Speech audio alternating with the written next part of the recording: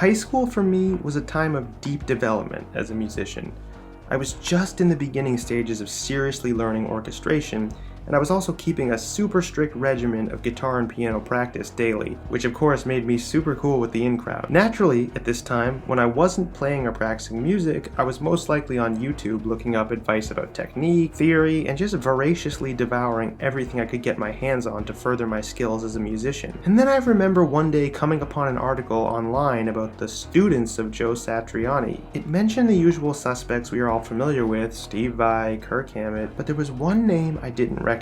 That name was Jeff Tyson, and it stated he was associated with a band called T-Ride. Now, being the obsessive I was, and being fortunate enough to grow up in the digital age, I immediately Googled the band. Now, to be honest, I wasn't really expecting anything too radical. Maybe a dope little Van Halen light style boogie band with some sick guitar playing. But boy, was I wrong. What I ended up discovering was one of the most unique, radical, and one-of-a-kind rock albums from the pre-grunge era that I had ever heard in my life. Just based on the philosophy of the guitar playing on the album, I could tell this was going to be a life-changing experience for me. Immediately after listening to this album, I showed all my buddies, who of course were also musicians. It became like this super cool esoteric musical secret we would all subsequently share with many other people, only when we thought they were cool enough, of course. And for many years since high school, me and my friends have marveled at how amazing this album is, and how more people just have to know about this. But like, how? We wondered. And hey, I thought, I have a relatively popular, soon to be a little popular, hopefully. Well, whatever. I have a YouTube channel where I get to talk about whatever I want regarding music, so today we are talking about the epicest epicness, that is T-Ride's T-Ride.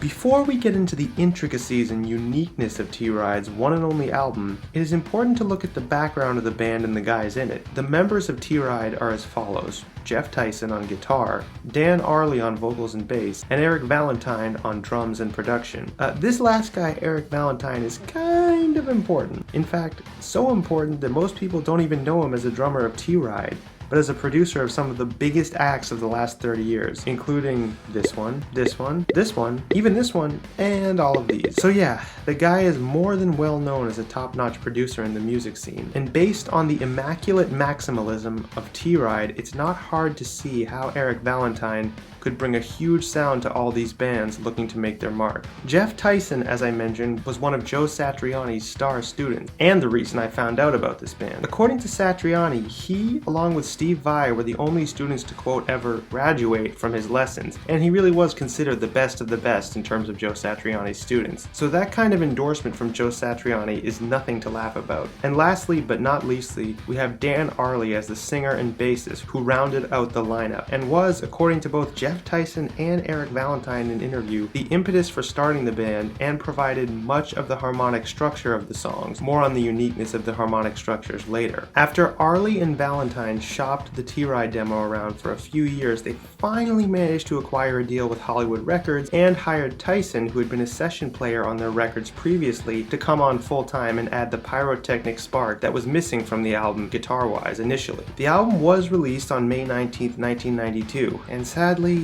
did not make much of an impact. A few of the songs got some very limited MTV play. The band was interviewed by the transcendent Ricky Rockman, let's say, for an episode of Headbangers Ball.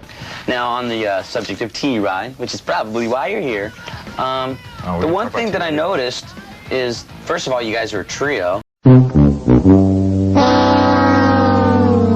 Luxury Cruiser was featured on the soundtrack to the hit Pauly Shore, Brendan Fraser movie Encino Man, and a few additional songs including Bone Down and Zombies from Hell were featured on other TV and film projects. The band then embarked on a tour opening for Joe Satriani, and then nothing. Sadly, the story of T-Ride's professional and commercial career is non-existent, and that is a damn shame due to the hyperkinetic, exciting, unique, and groundbreaking music that was contained within their one and only album. And speaking of the music, let's dive into what this video is all about.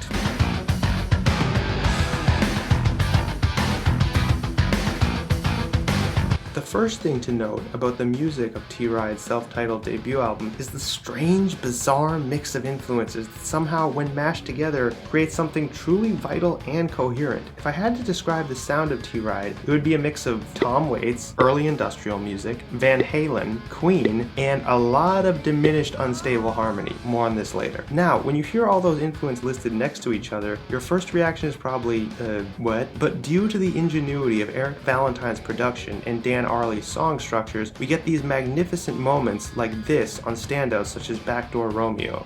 Good on sides, got a little surprise, you're gonna get his ass.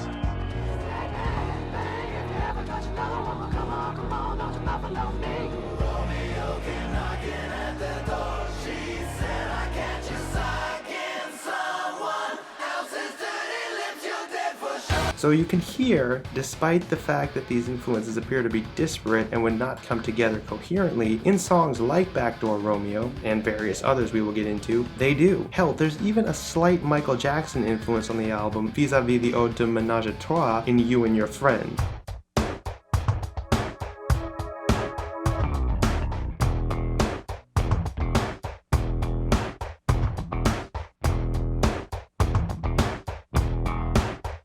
Now, I am sure I'm starting to paint a picture to you about how unique the album in fact is. Investigating further, we take a look at lead single Zombies from Hell, and we get something I would vaguely call tribal rock, or something of that nature. Here, between the elastic and unstable harmony, the bashing, punishing drums, and Queen-like gang vocals, we get a sort of primal feeling that is just not common among rock bands. In fact, I can't think of remotely one other band that sounds like this. And another thing to note here is the guitar solo. Despite being notable for the fact that Zombies from Hell is one of the few pieces on the album that features a genuine guitar solo, as opposed to frenetic bursts of guitar acrobatics, another way T-Ride subverts standard rock tropes, by the way, it is the nature of said solo we should observe. Instead of letting fly a series of death-defying licks, Jeff Tyson here plays devilishly funky, diminished chord figures in the higher register of the neck in perfect syncopation with the drums and underlying harmony of the song.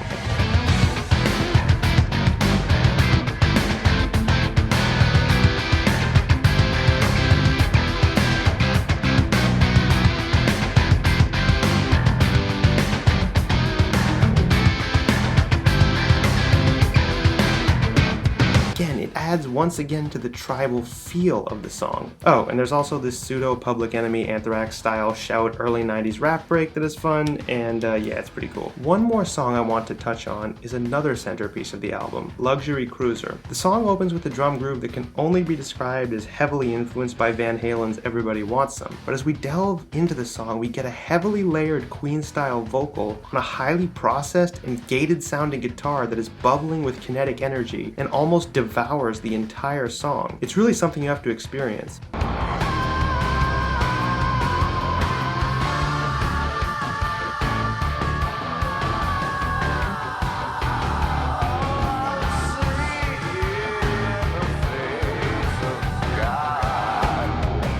Then throughout the verses, we see a unique combination of sounds come together, including Tom Waits style vocals again, Blade Runner style soundscape pads, and heavily layered wah-wah and possibly detuned guitar. And the piece de resistance is about 3/4 of the way through the song. We get a breakdown and this super Queenish multi-part vocal harmony that comes out of nowhere, but somehow fits perfectly and then leads back into that Tom Waits style vocal to cap the song off.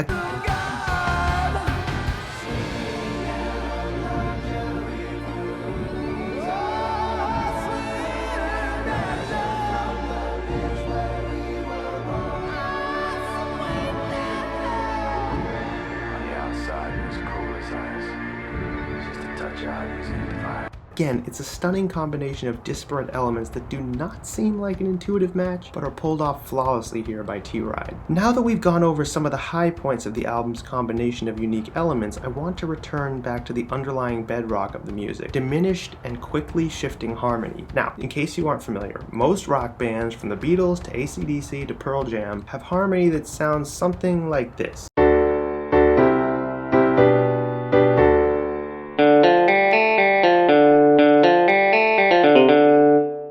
So basically either blues-derived riffs or a lot of bar chords with movements from 1 to flat 7 and back again. Now, these rock cliches are almost nowhere to be found on T-Ride. There are numerous examples of their adventurous harmony, but let's go over a few. First, in the previously mentioned Backdoor Romeo, we have a section that quickly moves through a series of chords climbing in a dramatic fashion.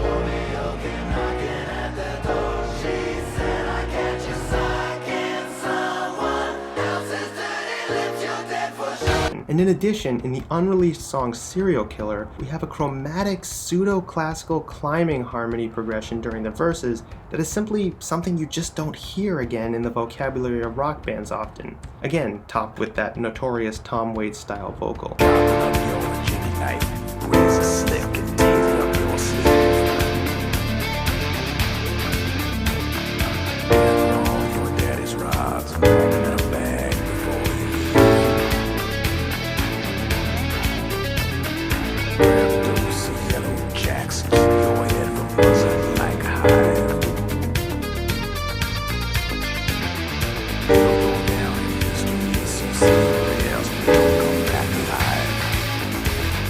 And on the note of Serial Killer, I want to use it and a couple of other songs on the record to demonstrate what I would call T-Ride's unique style of what I will now call Halloween rock. The best way to describe it would be essentially Black Sabbath riffs played at 2 times the speed with a lot of bending on the strings. That might not sound radical on its face, but when you hear it in songs like Serial Killer, you realize how one of a kind it is.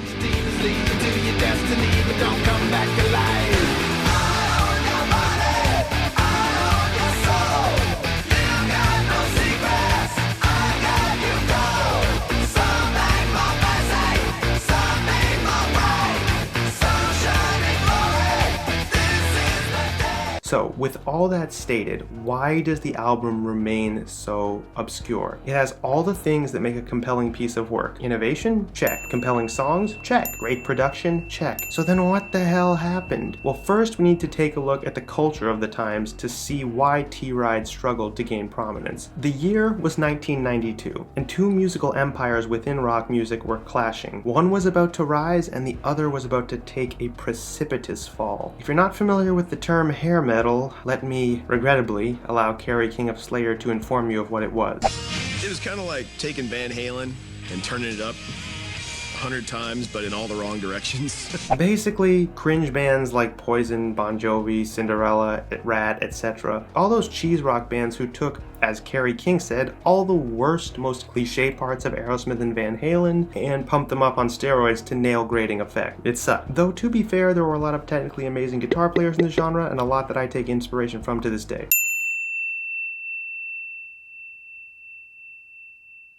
This was the dominant musical form of, quote, rock, unquote, throughout most of the 1980s. However, by 1992, a new empire was rising. That's right, we're talking about grunge, people. Nirvana, Pearl Jam, Soundgarden, Alice in Chains, Screaming Trees, you know the rest. And while grunge might not have had the technical acrobatics of some hair metal bands, what it did have was heart, good songwriting, and attitude. So in short, more or less, it did not suck. Which brings me to my next point. Where did T-Ride fit in all of this? Well, based on everything I have said so far, it is clear audiences in 1992 were as clueless as I am now on how to categorize this band according to rock trends of the day. Was T-Ride's production style raw and unvarnished like the style of prominent grunge indie producers like Jack Endino and Steve Albini? No. Eric Valentine's penchant for maximalism and preciseness precluded them from taking that approach. By that same token, was their music cliche and cringe like bands such as Poison or White Lion? Hell no. They had songs about zombies, serial killers, murderous menage-a-trois, cars and street prostitutions, and lyrical metaphors and allusions to,